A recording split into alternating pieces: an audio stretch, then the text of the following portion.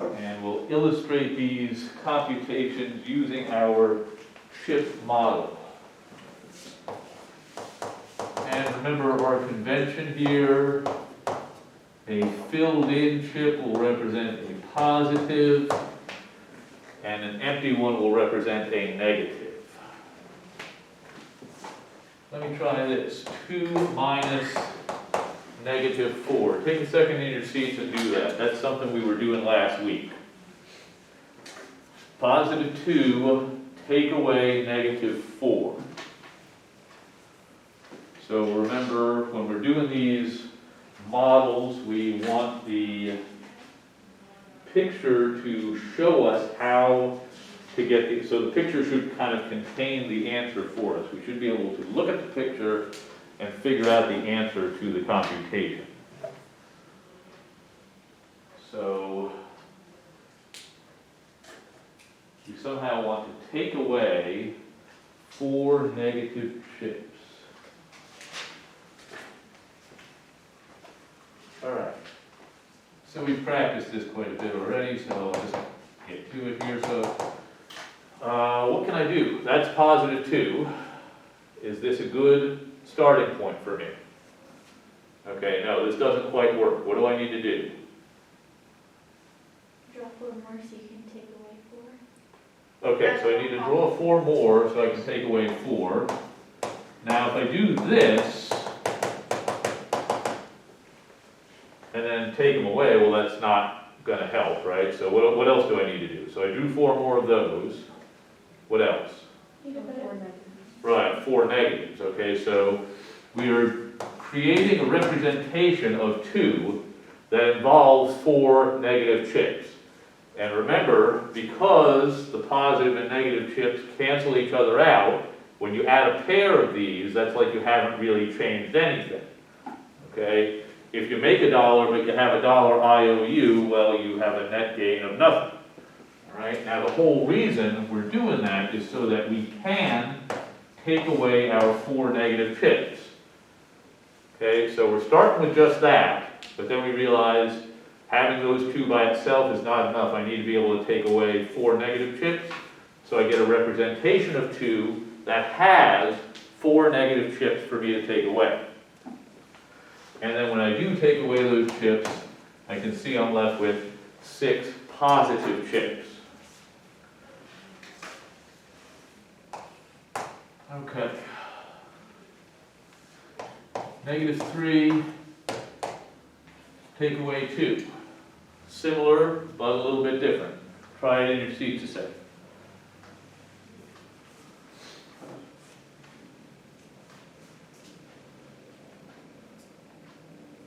So I somehow want to take away 2 positive chips.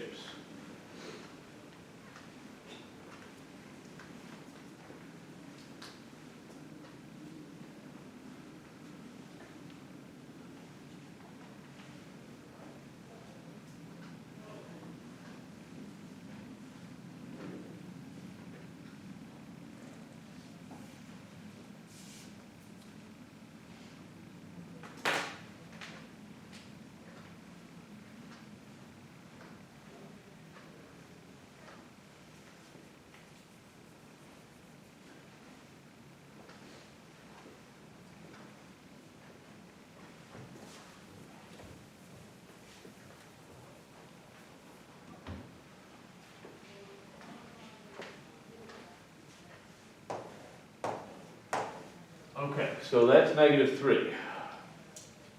So what do I need to do to modify this? Add 2 more negative chips. Okay, so 2 more negative chips And add 2 positive. and 2 positives. And now what? Take away the positive. Take away these 2 positives. So our starting position was still negative 3 because we were adding those pairs. So you're not changing the number you got, you're changing how the number is represented. And we're doing it in such a way that we have these positives to take away. So we can see that is leaving us with 5 negative chips. All right, so We got that addition and subtraction procedure there. So be ready to illustrate those types of computations with the chip model on the final exam. All right.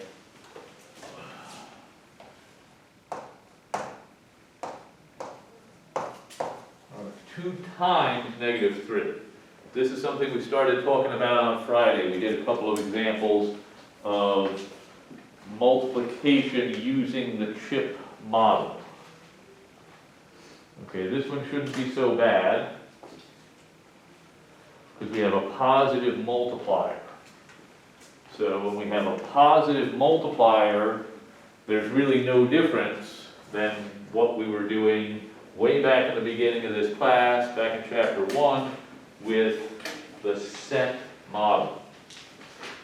So what's my procedure? Help me out here. What do I do? 2 rows of -3. Right, so 2 groups or 2 rows of 3 negative chips. So since we decided a negative was an empty, we're done, okay? 2 rows of 3 negative chips, so I get a total of 6 negative chips. So when this first thing is positive, nothing new. I guess the only new thing is the fact that we have positive chips and negative chips to add. Which one should we use? Well, we'll look at that, and that'll tell us. Now,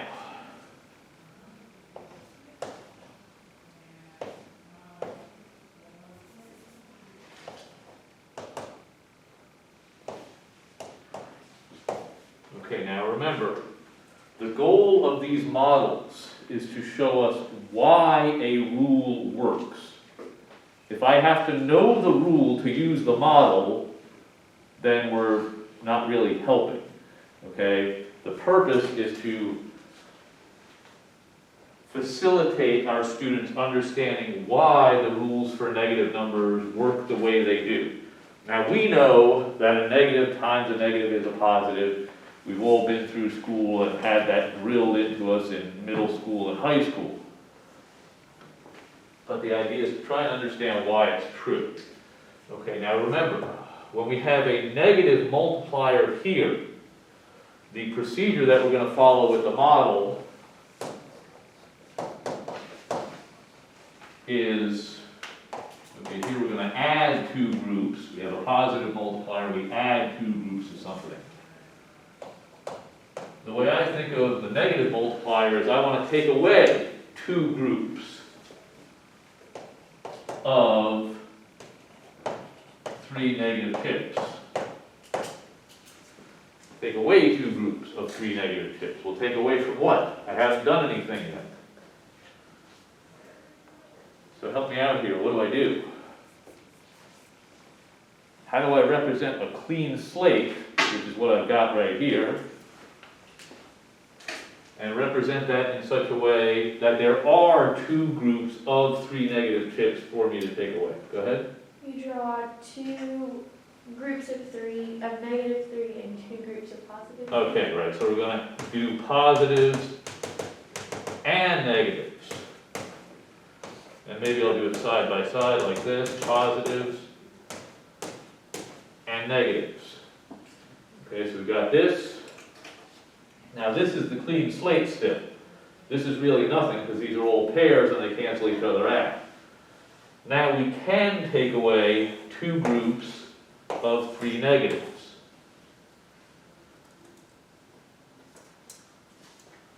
And that gives us, of course, positive 6. Hence, we can see why a negative times a negative would leave us with positives. We take away those negatives, and we're left with the corresponding positives.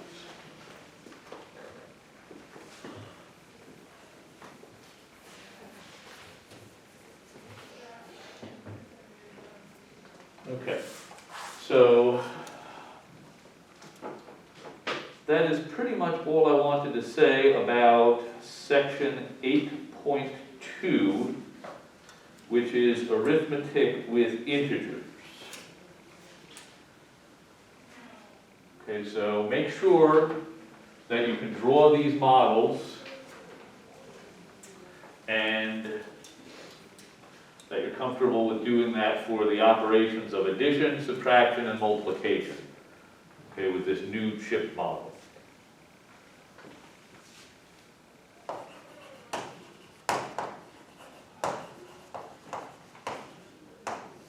I do want to talk about some mental math. So if you've got your book here, I'm looking at Elementary Math for Teachers. I'm on page 196.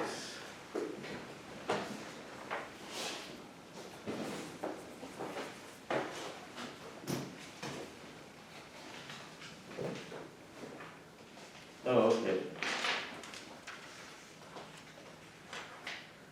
Okay, I don't want to do any of these just yet.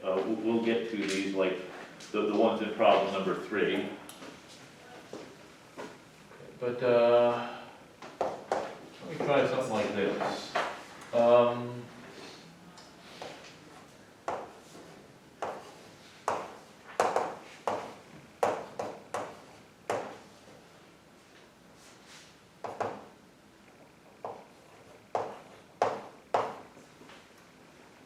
So let's try this one, mental math. Now, think about the principles of mental math. Couple things. We're supposed to try and make tens whenever we can, or make groups of 100 whenever we can. So in other words, something like this, I might make an even 1,000 there by moving 14 over, because it's 14 away from 1,000. Okay? However, that's still not the appropriate strategy here. Okay, there's a principle that we talked about way back in chapter 1. You got to look at the whole problem before you do anything. Some folks might say, okay, well, you got parentheses. You have to do the parentheses first. We have the associative rule to help us. Okay, so we have the any order property of addition. You don't have to do the parentheses first if you don't want to. What should I do first? What's the first operation I should do? Do the negative 986 and the positive 986. Right. So notice these two guys. It's a negative 986 and a positive 986. What's going to happen to those? They cancel each other out. Okay? So 425. Okay, so one thing to remember, and there will certainly be mental math problems on this final exam. One thing to remember is that the mental math problems I give you are somewhat carefully chosen. I'm not just writing down random numbers and expecting you to do the computations like you're a human calculator. Okay, so look through the problem kind of carefully, and then you can figure out what the best way to proceed is. Okay, let's try. Oh, what shall we try? Let's just start with the first one.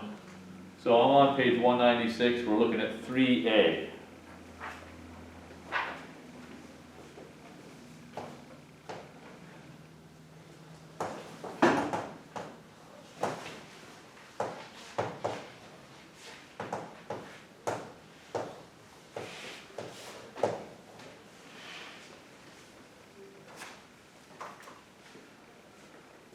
Okay, now I guess the stuff in parentheses isn't terribly hard because the numbers aren't that big. But there's probably still some stuff we can do to make things a little bit easier. For example, rather than taking this and adding this and then subtracting, I might do the subtraction first. Okay, I have the any order property of addition. And all those rules apply to negative numbers as well as positive numbers. Okay, the integers satisfy the exact same rules of arithmetic that the whole number satisfies. Now, the reason doing the subtraction first makes it a little easier is, well, yeah, I still have to do an addition, but it's an addition with smaller numbers. Okay? So help me out here. What does the parentheses work out to?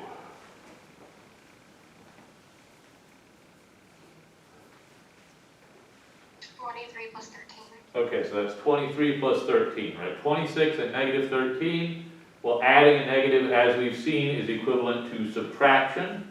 Okay, so this is 26 minus 13, so that's 13. 23 plus 13, what do I get? 36. Okay, 36 times 25. Okay, now of course I have to do the pencil and paper algorithm in my imagination, right?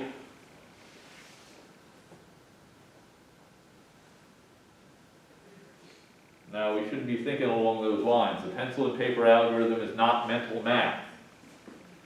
Okay? Think about this type of problem. What if I ask you to do, I don't know, 32 times 5? How do we do this again?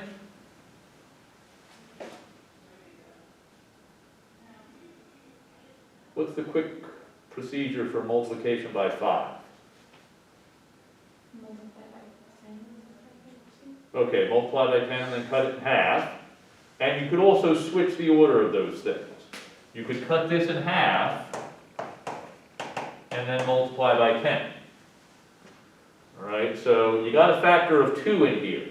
Take out that factor of 2 and put it over there. Okay, don't view this as a 32. It's 16 times 2 times 5. 2 times 5 is 10. 16 times 10 is 160. All right, great. Now, 2 times 25, well, that's okay. It's a little bit easier. What's 2 times 25? 50, okay. What would be even better is if I had 4 times 25. Because what's 4 times 25? 100. And multiplying by 100 is just as easy as multiplying by 10. You want to multiply by 10, just tack a 0 onto the end of your number. You want to multiply by 100, just put 2 zeros. Is there a 4 in here? So what is it? 36 is what times 4? 9 times 4. So we're thinking about that. And then we do the 4 times 25 first, that's 100. So we got 900. Okay, there's a reason that they picked these numbers. They picked these guys so that it worked out to be 36. Now, why did they want it to work out to be 36 for us? So that we had that factor of 4 to multiply over there.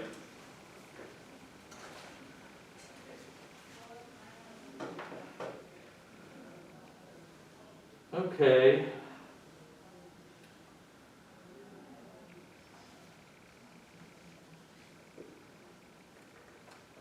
I want you to try 3C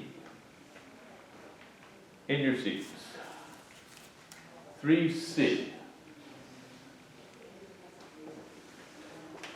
Once again, we're in elementary math for teachers. We're on page 196.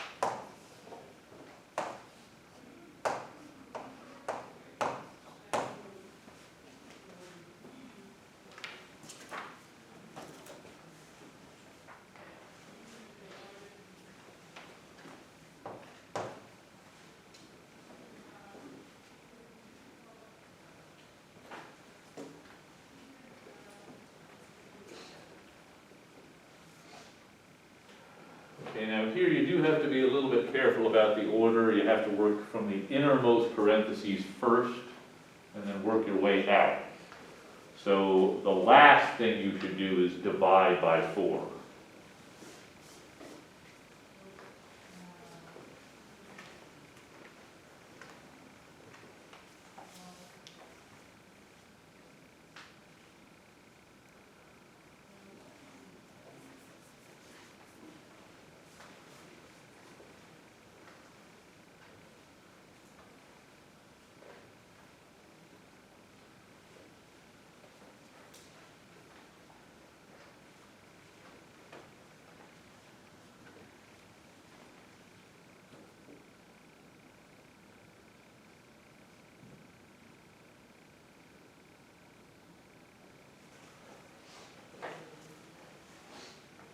Okay, so help me out here. What do I get from this operation?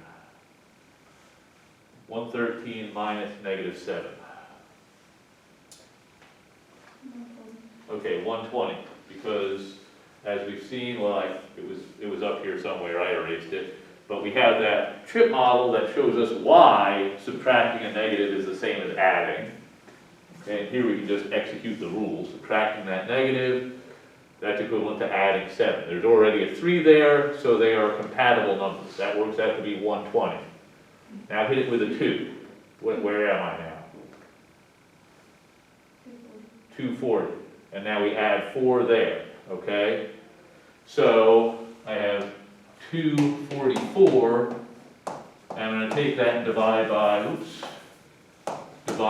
4. Okay, now think back to the techniques that we've discussed with mental math. We have a technique for dividing by 4. We've actually used it in the percents, right? Remember finding 25%?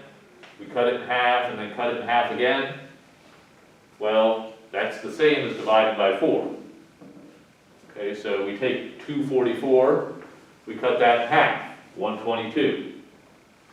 Cut that in half again, what do we get?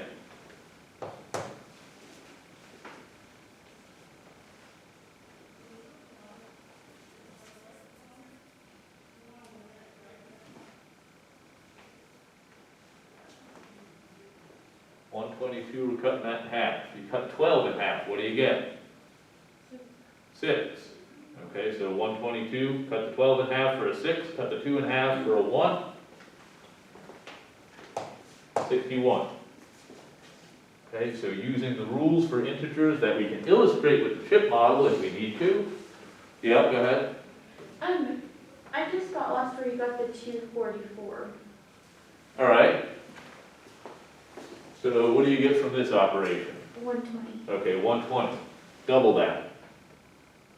Okay, so it'd be 240? 240. Okay. 244. Okay? So this one we did have to work inside out. You've got to start in the innermost parentheses. Because there's a mix of operations, multiplication and addition, that's why we couldn't just go completely haywire like we had before. If you have all addition, then you can do whatever you want, any order. If you have all multiplication, then any order you want.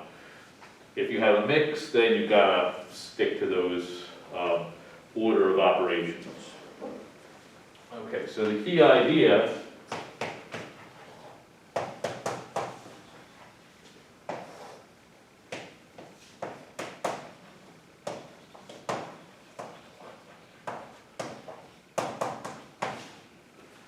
the integers follow the same rules for arithmetic that we already know. Okay. So if you haven't already done this, now we're working in chapter 8 of this book, Elementary Math for Teachers. Okay, if you haven't already done this, certainly read through chapter 8, section 1, and I believe I assigned some stuff from there. Okay, so chapter 8, section 1, the assignment was 1 through 4 and 6. Okay, we've already actually seen some quiz questions on those. If you haven't been through 8.2, read through 8.2. And I want you to work on problems 2, 3, and 4 on page 196. Okay, 8.2, 2, 3, and 4 on page 196. Let's look a little bit at problem number 4 here.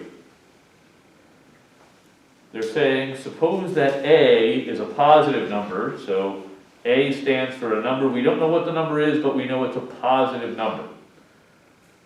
A is a positive number, B is a negative number. So neither of the numbers is 0. They give us these various expressions, and they want us to determine whether the expression is going to be positive or the expression is going to be negative. So let me look at this. I want to look at 4b. I'm still on page 196 here. Okay, they give me that. And they're asking me, is that expression positive or negative? Now, some folks might look at that and say, well, it's negative. There's a negative right there. Is that the right answer? No, not quite, because we have to think about what values A and B take on. What are the signs of A and B? So remember, one way to think of that symbol is as negative, yes. I guess we now have 3 interpretations for this. You have the subtraction operation, you have negative, and the other thing to think about is take the opposite. I think the best way to think about that symbol right here in this problem is think of it as take the opposite. So whatever this is, we're going to take the opposite. So we have to think about what this is. We're going to take A times B. Now they tell us in the problem, A is positive, B is negative. So what's the sign of A times B? It's going to be negative, because we have some rules up there that we illustrated with the chip model. If you have a positive times a negative, you're going to have a negative answer. And then when you take the opposite of that, you got a positive, okay? So this will be positive, and let's write down some notes as to why. So because A times B is negative, and then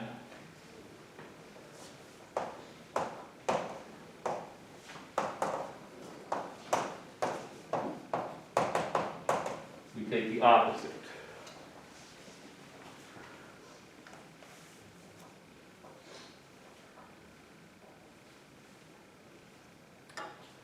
So look with me at part D.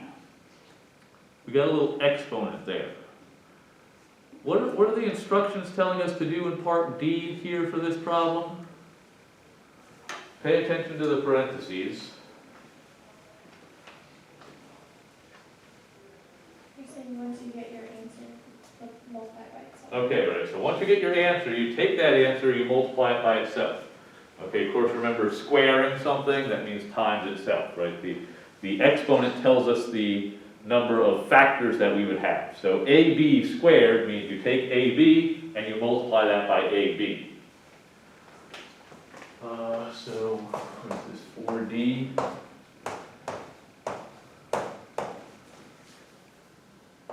Now, we already decided that AB would be negative. So what's going to happen if we take AB, which we know is negative, and multiply it by itself?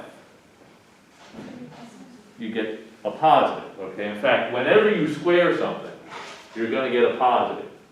If you take something positive and you square it, you have positive times positive.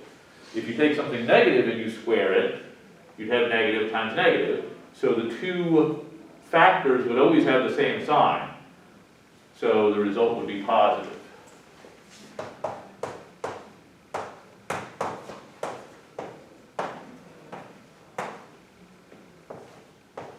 So it's going to be positive because we take AB, which is negative,